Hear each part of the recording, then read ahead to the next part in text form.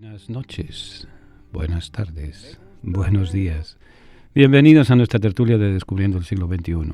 Es un día extraño, pero es una etapa nueva. Hoy miércoles, mañana jueves, en vez de todas las 2 horas la tertulia de un cantazo, como dice el anuncio, la dividimos el miércoles, la dividimos el jueves, para que podamos tener pues un rato de ilustración, de cultura, de acercamiento, de simpatía, póngale usted el nombre que quiera. Pero la tertulia empieza una nueva etapa. Esa etapa que es para ustedes con todo cariño y con todo respeto. Se ve la senda que nunca se ha de volver a pisar. La palabra tertulia significa encuentro de amigos que conversan sobre las cosas de la vida, alegrías, penas, esperanzas, tristezas, de todo aquello que nos hace más humanos, porque nada humano le es ajeno al creyente. La tertulia del siglo XXI es eso, un encuentro que llevamos a cabo desde la ciudad de Nueva York, la capital del mundo. Queremos que cada persona que nos escuche se siente en familia, en grupo, en amistad. Conéctate con nosotros. Para mayor información, favor de comunicarse con las oficinas de Descubriendo el siglo XXI. Apartado de correos 1170 Nueva York 118 o a nuestro teléfono 212-244-4778. Estamos para servirles y para ayudarles. Y desde la tertulia vamos a seguir compartiendo alegrías y esperanzas, penas y tristezas, porque nada humano nos es ajeno. Tiene ya su Biblia, la colección de libros que han marcado la historia de la humanidad en los últimos 25 siglos. Si aún no posee una Biblia, nosotros podemos ofrecérsela a un precio módico, tanto en inglés como en español, o incluso bilingüe.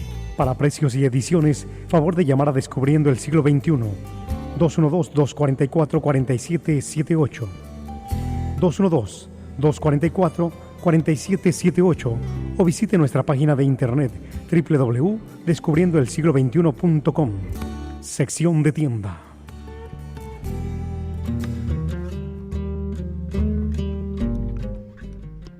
Continuamos nuestra tertulia.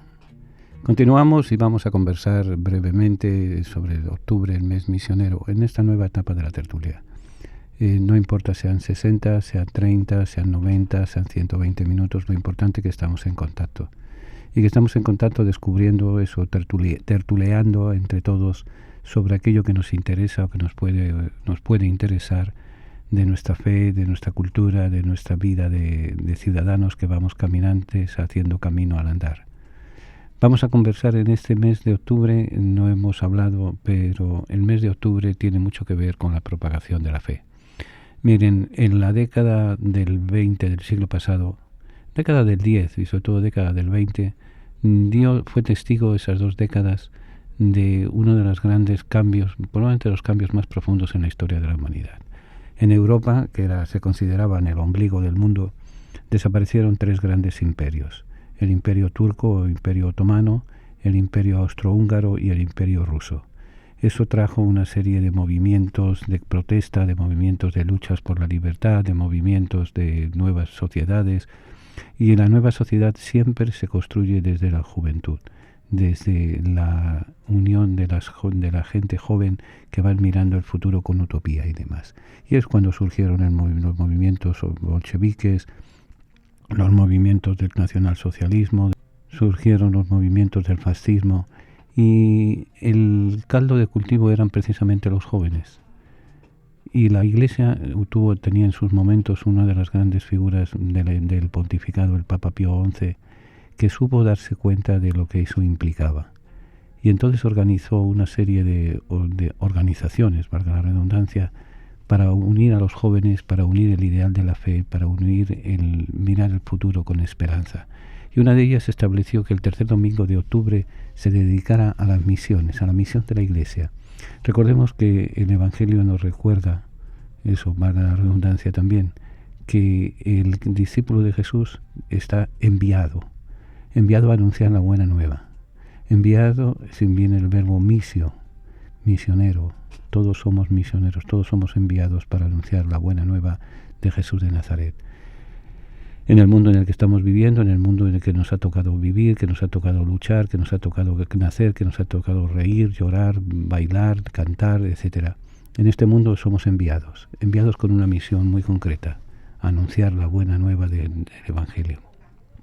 Entonces él establece en 1926, que establece el Papa que el penúltimo domingo de octubre fuera para toda la Iglesia el llamado Domingo Mundial de las Misiones, el Domum, el domingo que era un día para mover a los católicos a amar y apoyar la causa misionera. Eso fue en 1926, en vísperas de la Segunda Guerra Mundial, pero desde 1943, ya en el declive de la guerra, esta fiesta de la catolicidad y la solidaridad universal se conoce como el Domum, Domingo Mundial de las Misiones. Este nombre ha ayudado a identificar y difundir aún más esta jornada, de modo que su mensaje, un llamado de atención sobre la común responsabilidad de todos los cristianos en la evangelización del mundo, ha calado en la profunda sensibilidad y tradición misionera de muchos países. Y así se han organizado las obras misionales pontificias. En el fondo, ¿de qué se trata? Miren, en el fondo se trata de que, al menos durante una semana en octubre, semana y media, dependiendo, o a veces el mes de octubre entero, se tome conciencia de que la difusión del Evangelio es responsabilidad de todos los creyentes. No es responsabilidad solamente del Papa, no es responsabilidad de los obispos, no es responsabilidad de las religiosas, es responsabilidad, pero no solo de ellos, es responsabilidad de todos los bautizados. Entonces hay que tomar conciencia de ello. Hay que tomar conciencia de ello, y así ha sido a lo largo de los años, a lo largo de los siglos, unas veces más oculto, unas veces menos oculto, unas veces más, pero ya establece, igual que las fuerzas laicas, vamos a llamarle así, establecen sus sistemas, el nacionalsocialismo, como decíamos, el comunismo, el fascismo, el nacionalcatolicismo, etcétera. La Iglesia establece también la evangelización, el momento de la evangelización. Todo eso va a traer una serie de contratiempos, una serie de luchas, una serie de incertidumbres, pero van a pasar ese recuerdo de las misiones, va a pasar el tamiz del Concilio Vaticano II. El Concilio Vaticano II va a recordarnos que todos somos responsables de la evangelización. Todos somos responsables de la escucha de la palabra, que nos lleva a celebrar nuestra fe y que nos hace luz de las gentes y que nos hace abiertos a los demás, a las alegrías y a las esperanzas, a las penas y las tristezas de los demás. Y eso es lo que estamos anunciando. Esta semana está dedicada, este próximo domingo, 20 de octubre de 2019, está dedicado precisamente a esa oración, a esa limosna, a ese encuentro, a ese recordarnos que todos tenemos la responsabilidad de ser misioneros, de ayudar a las misiones, de ayudar a la celebración y al recuerdo y a la memoria de aquel mensaje que nos recuerda el Evangelio. Vayan y anuncien el Evangelio predicando en el nombre del Padre, del Hijo y del Espíritu Santo. Que el Domum, Domingo Mundial de las Misiones, no sea un día solo, sino que sean todos los días de nuestra vida en los cuales nos comprometemos a anunciar, a proclamar la alegría del Evangelio. Siempre tenemos necesidad de contemplar el misterio de la misericordia. Es fuente de alegría, de serenidad y de paz. Es condición para nuestra salvación. Misericordia es la palabra que revela el misterio de la Santísima Trinidad. Misericordia es el acto último y supremo con el cual Dios viene a nuestro encuentro. Misericordia es la ley fundamental que habita en el corazón de cada persona cuando mira con ojos sinceros al hermano que encuentra en el camino de la vida. Misericordia es la vida que une a Dios y el hombre porque abre el corazón a la esperanza de ser amados para siempre, no obstante el límite de nuestro pecado. Con estas palabras el Papa Francisco convoca a toda la Iglesia con la misericordia del Padre. Viviremos y sentiremos en la Iglesia el amor del Padre, la fraternidad del Hijo, la santidad del Espíritu Santo. Únete a la familia de Descubriendo el Siglo XXI para celebrar la gracia del Señor. Para mayor información, favor de comunicarse con las oficinas de Descubriendo el Siglo XXI, al apartado de correos 1170 Nueva York 118, o a nuestro teléfono 212-244-4778. Estamos para servirles y para ayudarles. Venga a honrar al Divino Niño Jesús el tercer domingo de cada mes. Tendremos la celebración de la Santa Misa a las 2 de la tarde en la parroquia San Columba, ubicada en el 343 West de la 25 Street en Manhattan. Para mayor información, favor de comunicarse con nuestras oficinas al 212-244-4778, 212-244-4778. Descubriendo el siglo XXI, en colaboración con la parroquia de San Columba, les invita a participar en los seminarios de formación bíblica y teológica. Se llevarán a cabo 2 veces al mes, los días sábados, entre 12 del mediodía y 4 de la tarde. Para mayor información, llamar al 212-244-4778, 244-4778, o visitar nuestra página www.descubriendoelsiglo21.com, donde encontrará más información.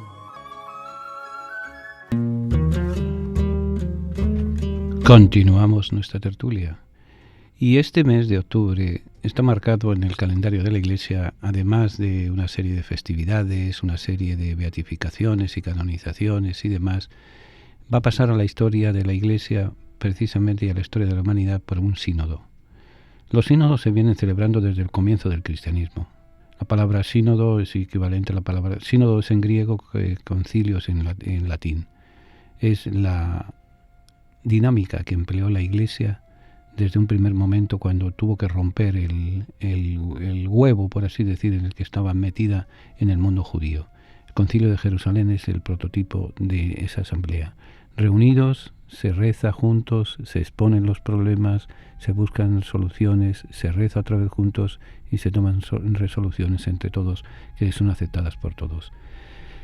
Los 10 primeros siglos del cristianismo tuvieron una serie de concilios generales, de concilios particulares, de concilios provinciales y demás. Y en la mayoría de ellos se legislaba sobre temas teológicos y también en algunos sobre temas de conducta particular, de conducta del clero, de conducta del pueblo, de enfrentamientos de problemas y demás. Cae en desuso un poco esta institución de los sínodos y de los concilios, hasta que el Concilio de Trento en el siglo XVI reactiva los sínodos. Y va a ser precisamente nuestra América Latina la que se va a distinguir por los sínodos misioneros. Los sínodos van a ser famosos, los sínodos de Lima, donde se va a obligar al clero a ser trilingüe, el sínodo de México, donde se obliga a los sacerdotes a tener una copia de la Sagrada Escritura, y así también durante el siglo XVI, siglo XVII y siglo XVIII van a desarrollar gran importancia. A partir del siglo XVIII empiezan a decaer también los sínodos, y es con motivo del Concilio Vaticano II que se reactivan fuertemente y empiezan de nuevo eso a funcionar, vamos a ponerle de esa manera. Y ellos no han perdido la frescura y la dinámica de los sínodos evangelizadores y de los sínodos pastorales que se dieron en nuestra América Latina.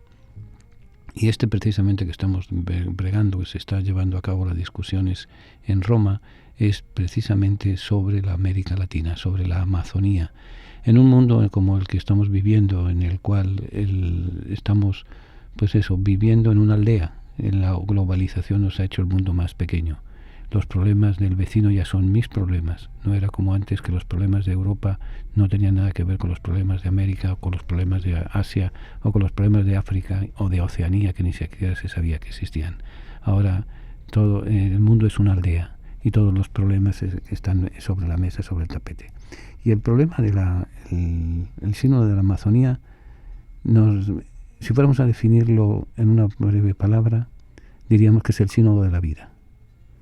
Es el sínodo de la vida porque es nuevos caminos, nos presenta nuevos caminos para la Iglesia, para una ecología integral, para ver cómo se vive el Evangelio en este tercer milenio en una zona en la cual apenas ha llegado el Evangelio, y que se ha querido implantar el Evangelio con criterios, con formas, con sistemas que están ya caducos.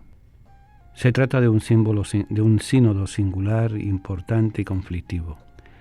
Singular porque aborda un tema universal, el tema de la ecología integral, una palabra que no es teológica pero que tiene mucha profundidad, porque es cómo tratamos la obra de la creación. Y ya en los primeros capítulos del Génesis nos dice que el Señor le dijo a Adán: multiplíquense y dominen la tierra, controlen la tierra, no que destruyamos la tierra. Por eso, desde un lugar geográfico muy concreto, abordamos el tema universal de la ecología. Es importante por la temática que resume el magisterio de Francisco. El Papa Francisco tiene tres grandes documentos: la alegría del Evangelio, alabado sea el Laudato Si y la comunión de los obispos, y constituye como el punto alto de su pontificado. Es también conflictivo porque es crítico ante organismos financieros, económicos y políticos que explotan y destruyen la Amazonía. Y crítico también porque se enfrenta al estamento del clericalismo eclesial.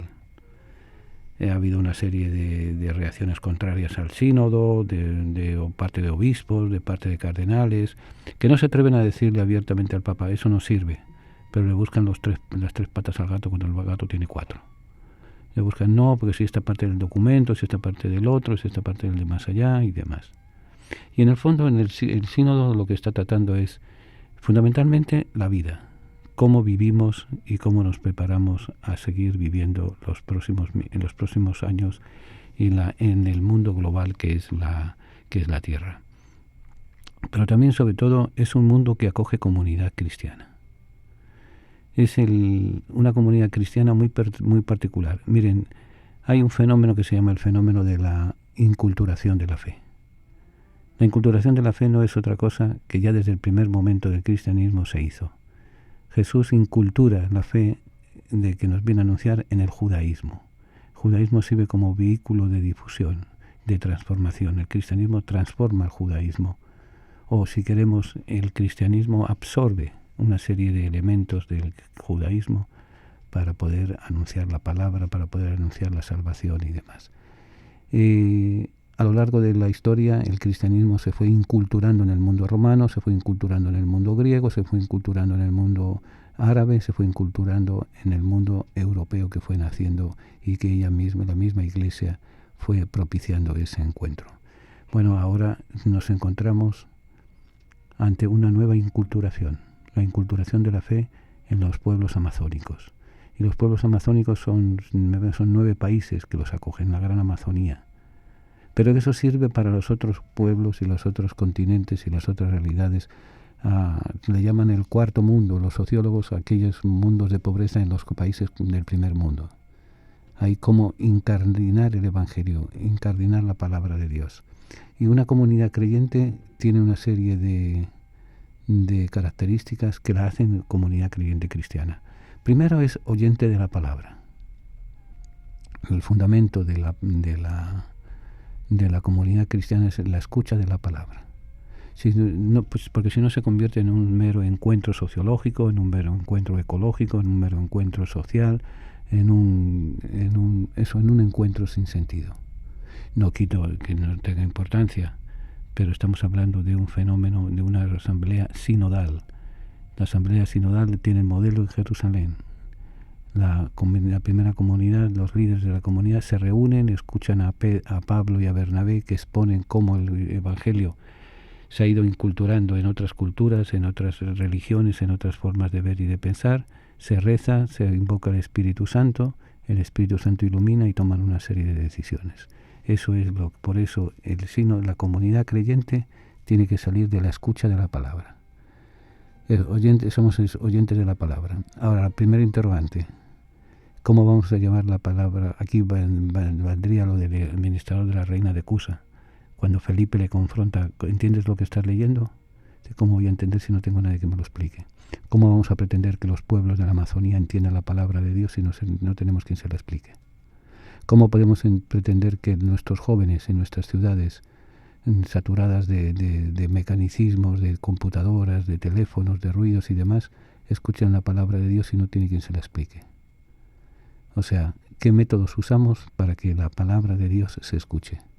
¿Qué métodos usamos para que la palabra de Dios ayude a construir el mundo mejor del que hemos recibido de nuestros mayores? ¿Cómo hacemos para que sea el punto de partida de nuestra civilización?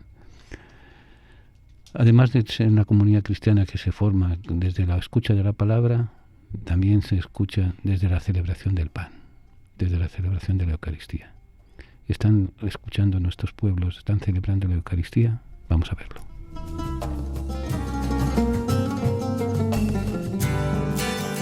La palabra tertulia significa encuentro de amigos que conversan sobre las cosas de la vida, alegrías, penas, esperanzas, tristezas, de todo aquello que nos hace más humanos, porque nada humano le es ajeno al creyente. La tertulia del siglo XXI es eso, un encuentro que llevamos a cabo desde la ciudad de Nueva York, la capital del mundo. Queremos que cada persona que nos escuche se sienta en familia, en grupo, en amistad. Conéctate con nosotros. Para mayor información, favor de comunicarse con las oficinas de Descubriendo el Siglo XXI.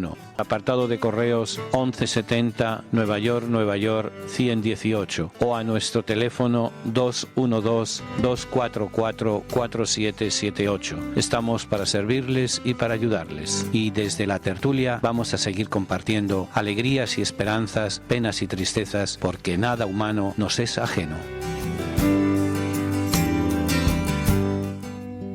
Venga a honrar al Divino Niño Jesús el tercer domingo de cada mes. Tendremos la celebración de la Santa Misa a las 2 de la tarde en la parroquia San Columba, ubicada en el 343 West de la 25 Street en Manhattan.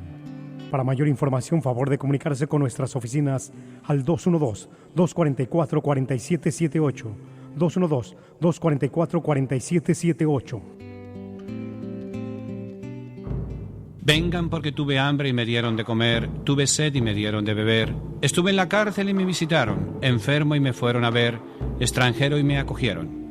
Hoy en día damos de comer, beber, acogemos y visitamos cuando nos acercamos a nuestros hermanos presos, enfermos o emigrantes. A través de la radio lo hacemos posible. Ayúdanos a ayudar. Envíenos su donativo a Descubriendo el Siglo XXI.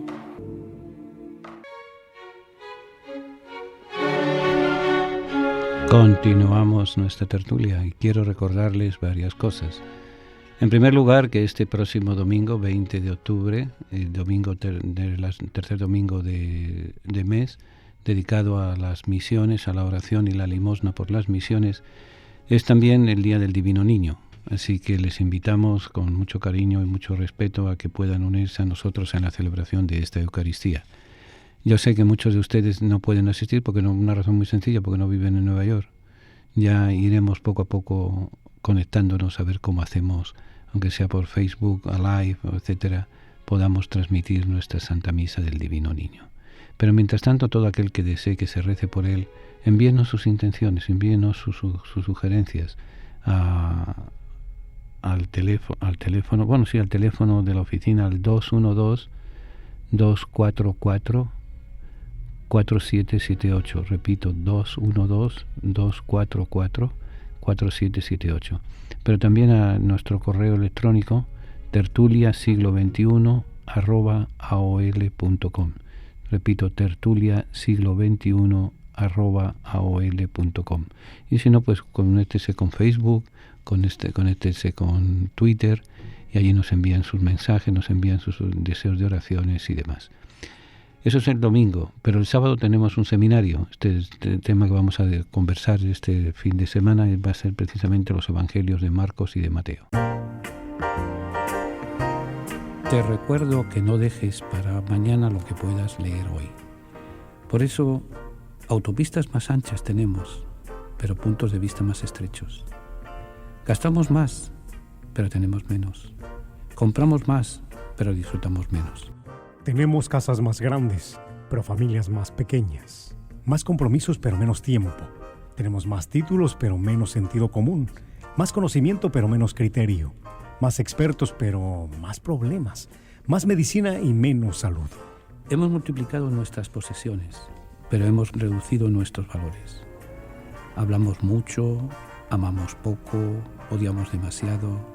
Aprendimos a armar una vida, pero no a vivirla plenamente. Hemos llegado a la luna y regresamos. Pero tenemos problemas a la hora de cruzar la calle y conocer a nuestro vecino. Hemos conquistado el espacio exterior, pero no el interior. Limpiamos el aire, pero contaminamos nuestras almas. Tenemos mayores ingresos, pero menos moral. Hemos aumentado la cantidad, pero no la calidad. Estos son tiempos de personas más altas con caracteres más débiles, con más libertad, pero menos alegría, con más comida, pero menos nutrición. Son días en los que llegan 2 sueldos a casa, pero aumentan los divorcios. Son tiempos de casas más lindas, pero hogares rotos. Un tiempo con demasiado en la vidriera y poco de puerta adentro. Y es un tiempo en que la tecnología puede hacerte llegar este mensaje y al mismo tiempo puedes decidir marcar la diferencia, apretar o eliminar. No guardes nada para una ocasión especial. Cada día que vives es una ocasión especial. Por eso lee más y limpia menos. Siéntate en la terraza y admira la vista sin fijarte únicamente en las malas hierbas. Pasa más tiempo con tu familia y amigos y menos tiempo trabajando. La vida es una sucesión de experiencias para disfrutar, no para sobrevivir. Usa tus copas de cristal. Ponte tu nueva ropa para ir al supermercado. No guardes tu mejor perfume para esa fiesta especial. Úsalo cada vez que te den ganas de hacerlo.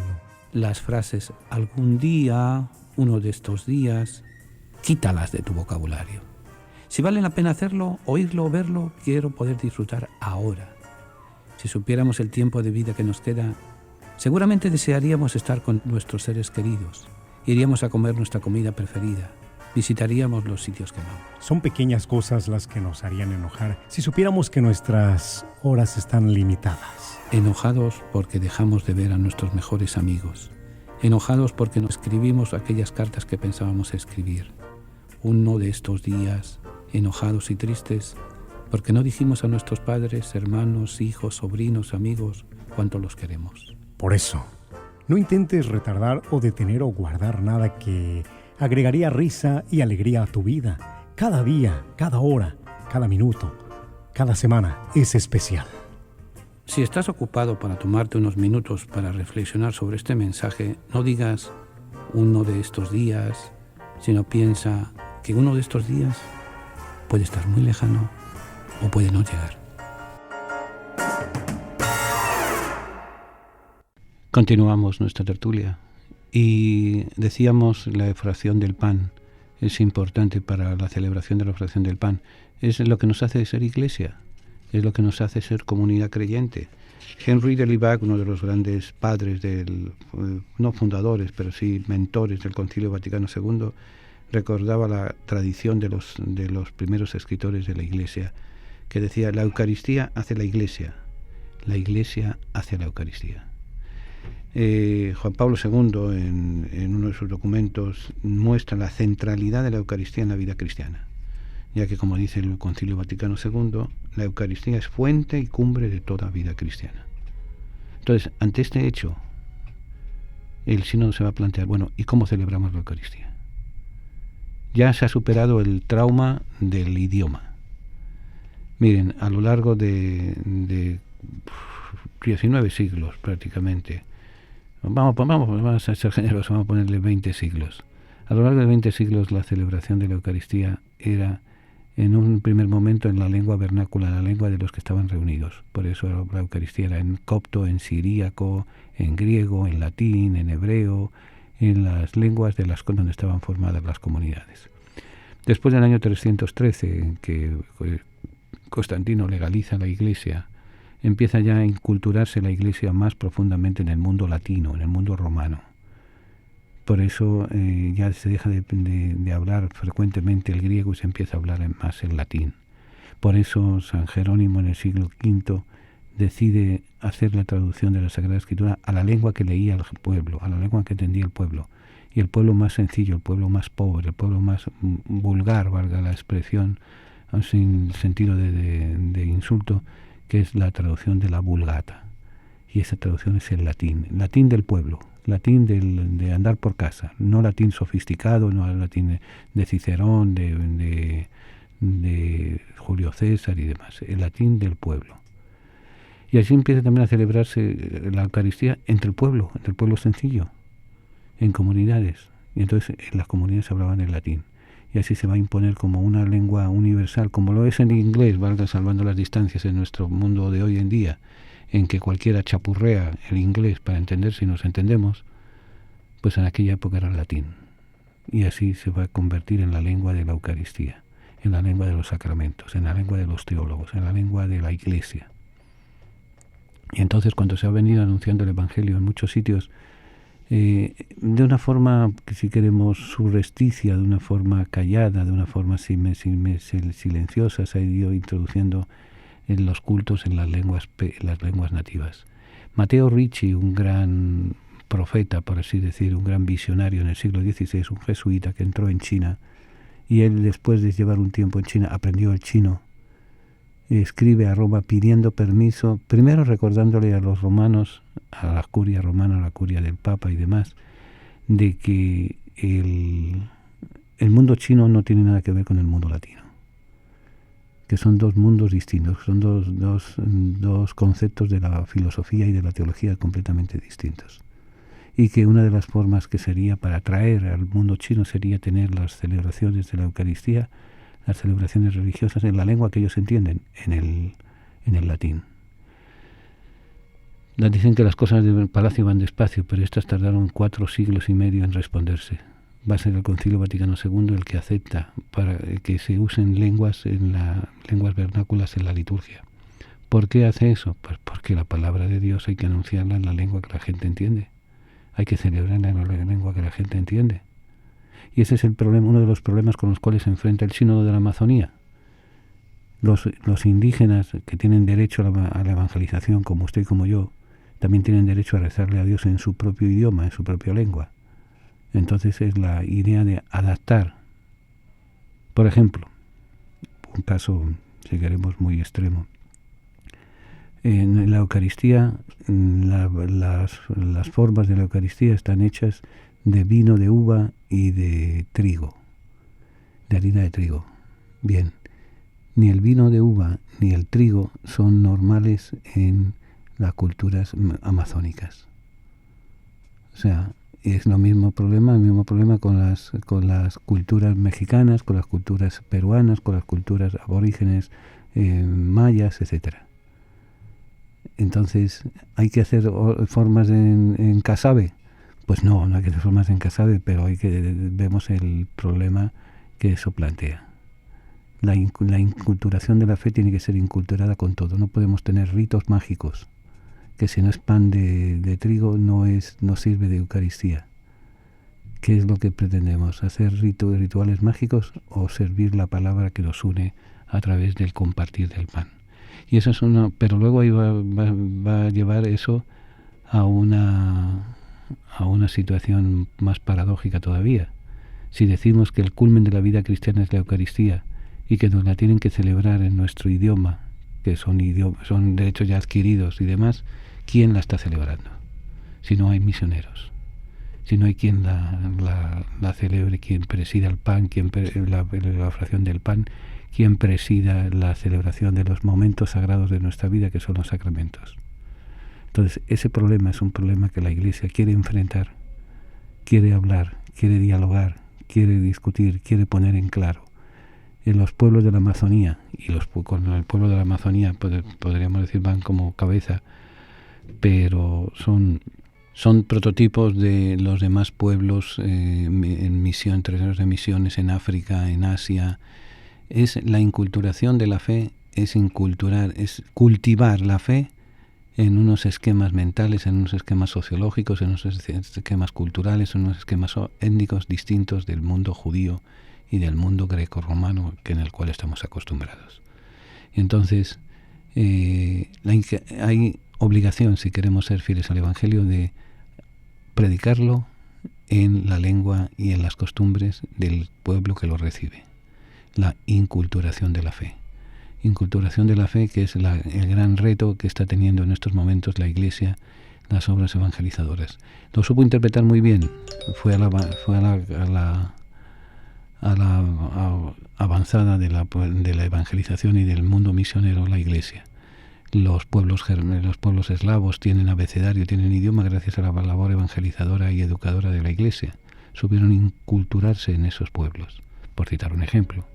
Pues eso ahora lo que nos plantea el Sínodo de la Amazonía. Plantearnos la inculturación de la fe en un mundo que ha dejado de creer, en un mundo que tiene sus valores ricos, pero que no son los valores grecorromanos y judeocristianos. Ese es el gran reto de la inculturación, y eso va a llevarnos, por tanto, ahora, ¿quiénes van a ser los dirigentes de esa comunidad?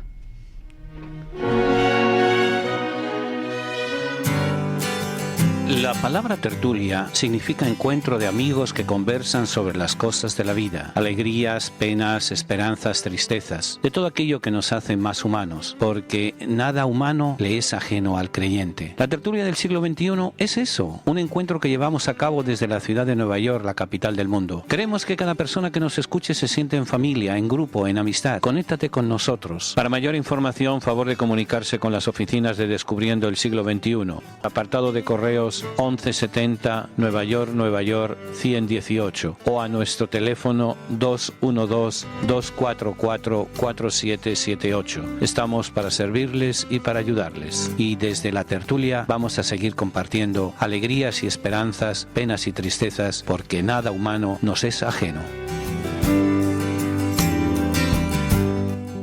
Venga a honrar al Divino Niño Jesús el tercer domingo de cada mes. Tendremos la celebración de la Santa Misa a las 2 de la tarde en la parroquia San Columba, ubicada en el 343 West de la 25 Street en Manhattan. Para mayor información, favor de comunicarse con nuestras oficinas al 212-244-4778, 212-244-4778. Vengan porque tuve hambre y me dieron de comer, tuve sed y me dieron de beber, estuve en la cárcel y me visitaron, enfermo y me fueron a ver, extranjero y me acogieron. Hoy en día damos de comer, beber, acogemos y visitamos cuando nos acercamos a nuestros hermanos presos, enfermos o emigrantes. A través de la radio lo hacemos posible. Ayúdanos a ayudar. Envíenos su donativo a Descubriendo el Siglo XXI, P.O. Box 1170, New York, 118. Repito, Descubriendo el Siglo XXI, P.O. Box 1170, New York, 118. Padre nuestro que estás en las flores, en el canto de los pájaros, en el corazón latiendo, que estás en el amor, la compasión, la paciencia y en el gesto del perdón. Padre nuestro que estás en mí, en mi familia, en mis amigos y amigas, que estás en ese que yo amo, en ese que me hiere, en aquel que busca la verdad. Santificado sea tu nombre, adorado y glorificado por todo lo que es bello, bueno, justo, honesto, de buen nombre y misericordioso. Venga a nosotros tu reino de paz y justicia, fe, luz, amor. Sé el centro de mi vida, de mi hogar, de mi familia, de mi trabajo, de mi estudio. Hágase tu voluntad, aunque mis ruegos reproducen a veces más mi orgullo, mi ego, que mis necesidades reales. Perdóname todas mis ofensas, mis errores, mis faltas, mis pecados y ofensas contra ti, contra mí mismo y contra los que me rodean. Perdona cuando se vuelve frío mi corazón. Perdóname, así como yo con tu ayuda perdono a aquellos que me ofenden, incluso cuando mi corazón está herido. No me dejes caer en las tentaciones de los errores, de los vicios, de la crítica, el juicio, el chisme, la envidia, la soberbia, la destrucción y el egoísmo. Y líbrame de todo mal, de toda violencia, de todo infortunio, de toda enfermedad. Líbrame de todo dolor, de toda tristeza, angustia y de toda desilusión. Pero aún si tales dificultades ves que son necesarias en mi vida, que yo tenga la fuerza y el coraje de decir: gracias, Padre, Señor del Rey del Universo, por esta lección. Que así sea. Amén.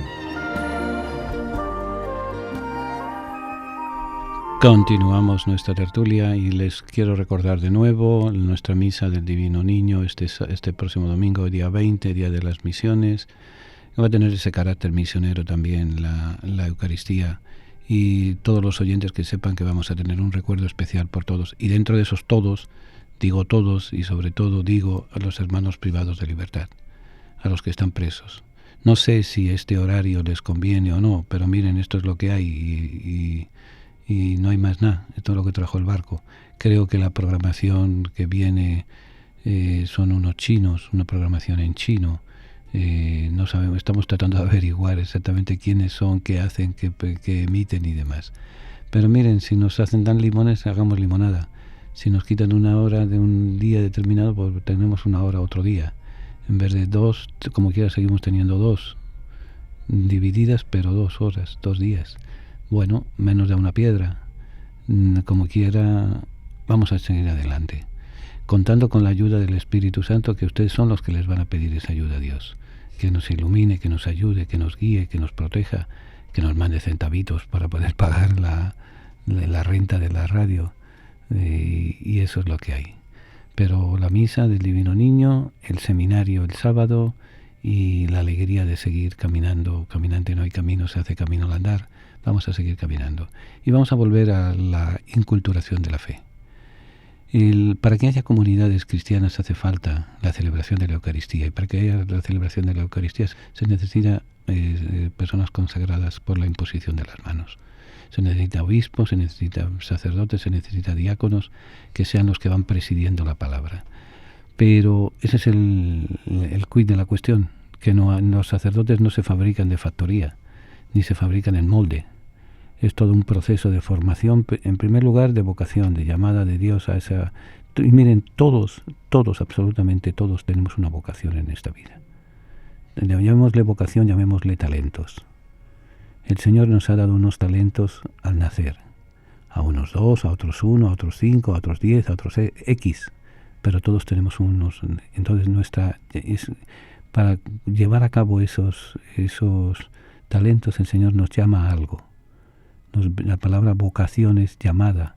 Lo que pasa es que la palabra vocación la hemos tergiversado, la hemos manoseado, la hemos hecho exclusiva de curas, monjas, obispos, sacerdotes y demás. Pero no, todo creyente tiene una vocación, una llamada de Dios a realizarse, aunque sea, miren, como yo digo medio zanganamente, aunque solo sea para fastidiarle la vida al prójimo, hace falta tener vocación para ello, hace falta tener cualidades para ello.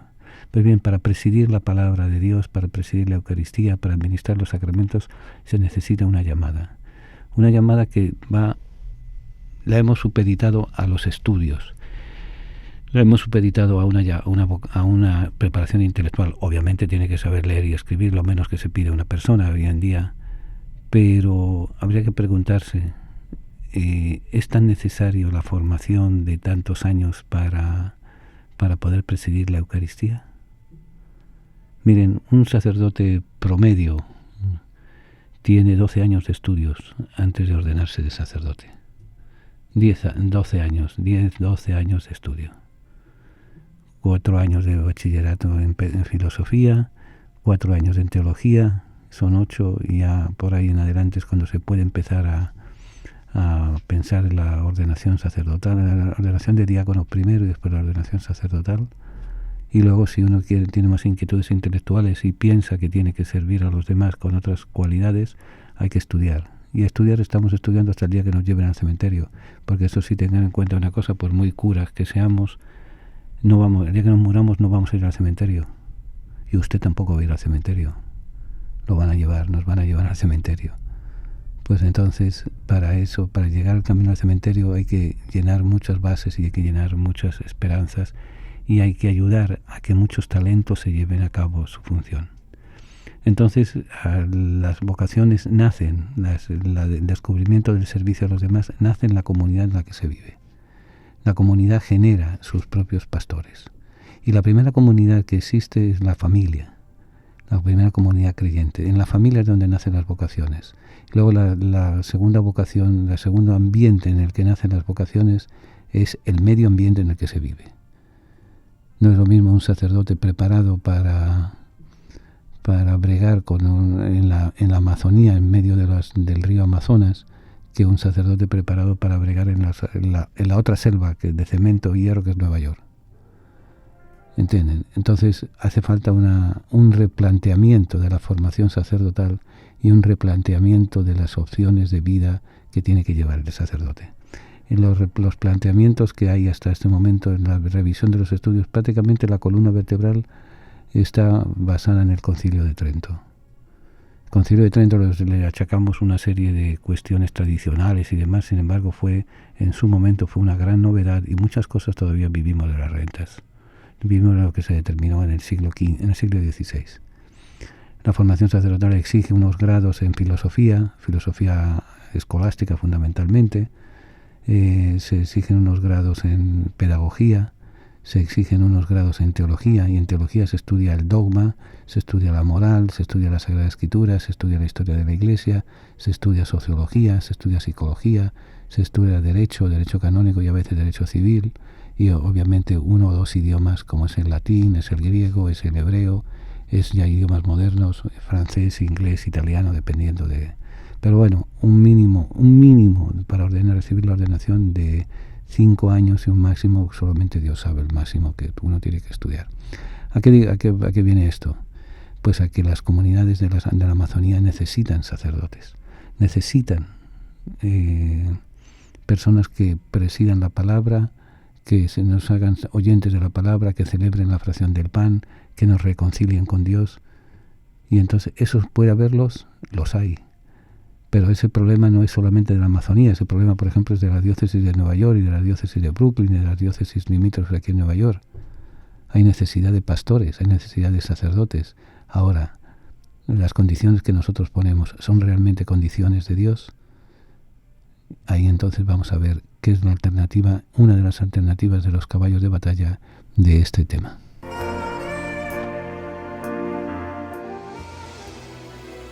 Siempre tenemos necesidad de contemplar el misterio de la misericordia. Es fuente de alegría, de serenidad y de paz. Es condición para nuestra salvación. Misericordia es la palabra que revela el misterio de la Santísima Trinidad. Misericordia es el acto último y supremo con el cual Dios viene a nuestro encuentro. Misericordia es la ley fundamental que habita en el corazón de cada persona cuando mira con ojos sinceros al hermano que encuentra en el camino de la vida. Misericordia es la vida que une a Dios y el hombre porque abre el corazón a la esperanza de ser amados para siempre, no obstante el límite de nuestro pecado. Con estas palabras el Papa Francisco convoca a toda la Iglesia con la misericordia del Padre. Viviremos y sentiremos en la Iglesia el amor del Padre, la fraternidad del Hijo, la santidad del Espíritu Santo. Únete a la familia de Descubriendo el siglo XXI para celebrar la gracia del Señor. Para mayor información, favor de comunicarse con las oficinas de Descubriendo el siglo XXI.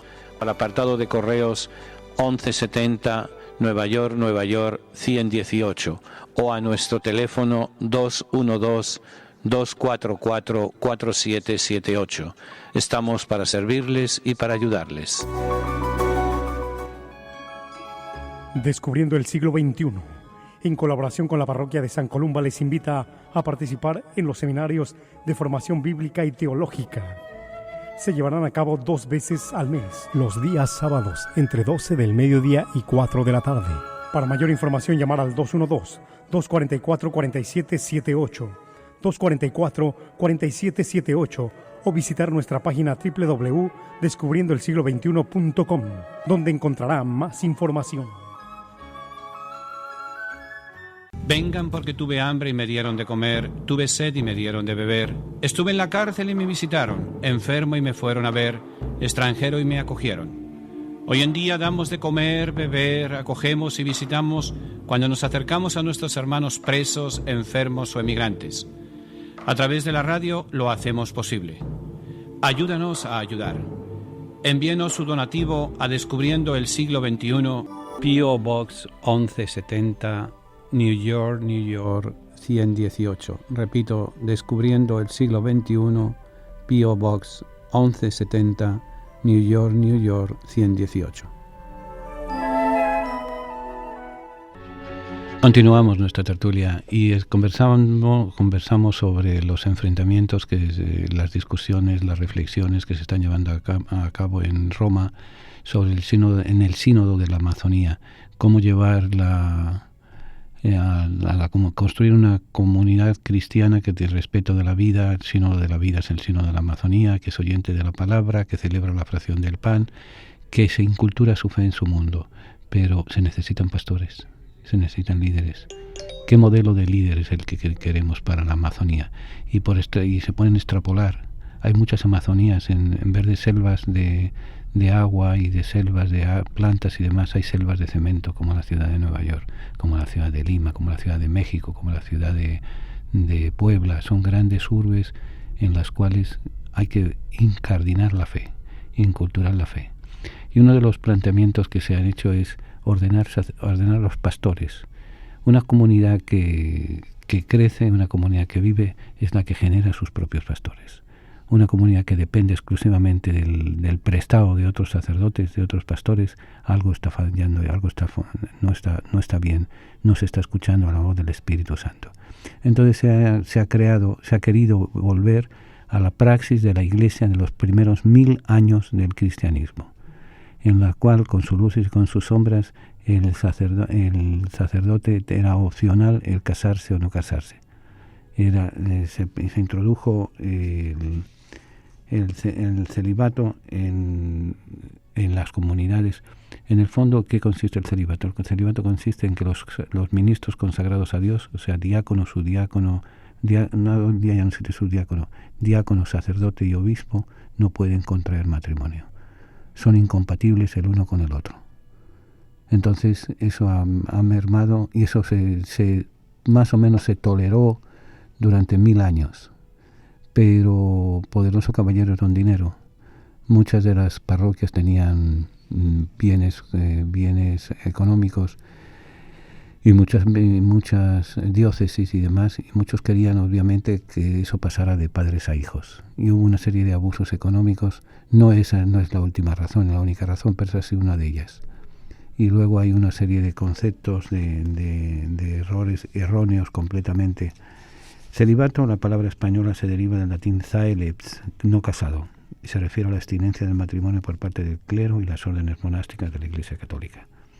El celibato es una de las características primordiales de la Iglesia Apostólica Romana, probablemente una de las enseñanzas más polémicas en un mundo cambiante y con inclinaciones al liberalismo en general. O sea, no hay ministros de la palabra, no hay celebrantes de la fracción del pan, no hay reconciliadores con Dios. Hay personas que podrían hacerlo, pero también tienen la vocación del matrimonio, la vocación del compartir y construir una familia. En las primeras comunidades así era. Pedro, conocemos uno de los milagros de Jesús, fue precisamente el curarle a la suegra de Pedro. Conocemos que eran se cree incluso que la pareja de Emaús eran hombre y mujer, eran casados, era una pareja. Entre los seguidores de Jesús, además de Pedro, no sabemos con certeza, pero deducimos que eran varios más los que iban con su esposa y con sus hijos predicando el Evangelio, predicando la buena nueva. La tradición apostólica así nos lo presenta. Vuelvo y les repito, es opcional en la Iglesia de Oriente, y en los ritos católicos orientales también es opcional el celibato. Entonces ahora se plantea el celibato para el no casar, los ministros no casados para la Amazonía son los varones probados. Varones probados es una expresión que viene de la antigüedad, en que aquellos que habían probado su virtud, su respeto a la familia, que no eran motivo de escándalo, que no eran borrachos.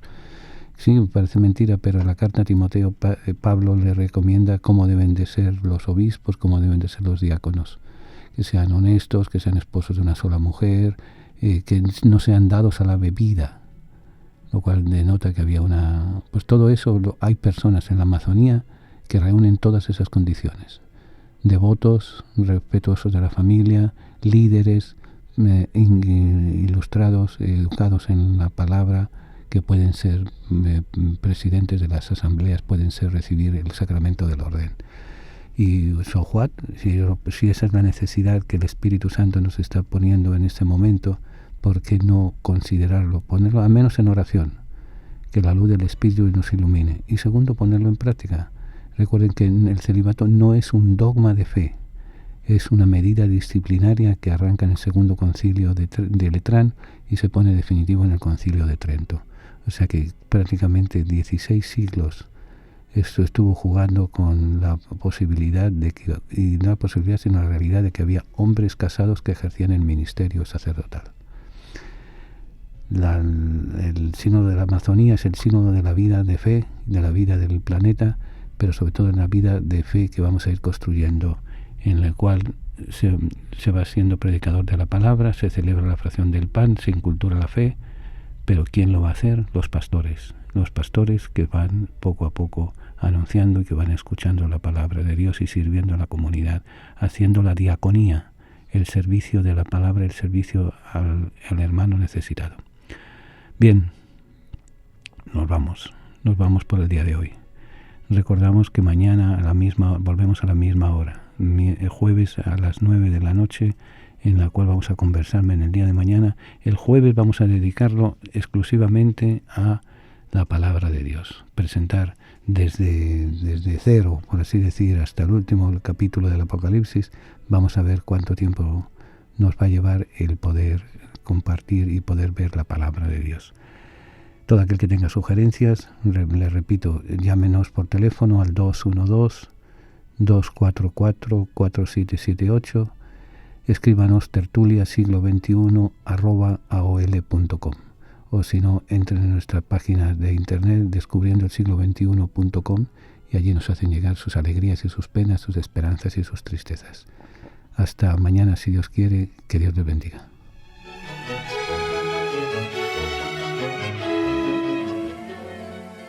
Señor, nuestros hermanos a los que tú amas están encarcelados. Ten compasión de todos los presos y socórrelos. Si es posible, que sea llevadero para ellos este cáliz. Pero no se haga nuestra voluntad sino la tuya.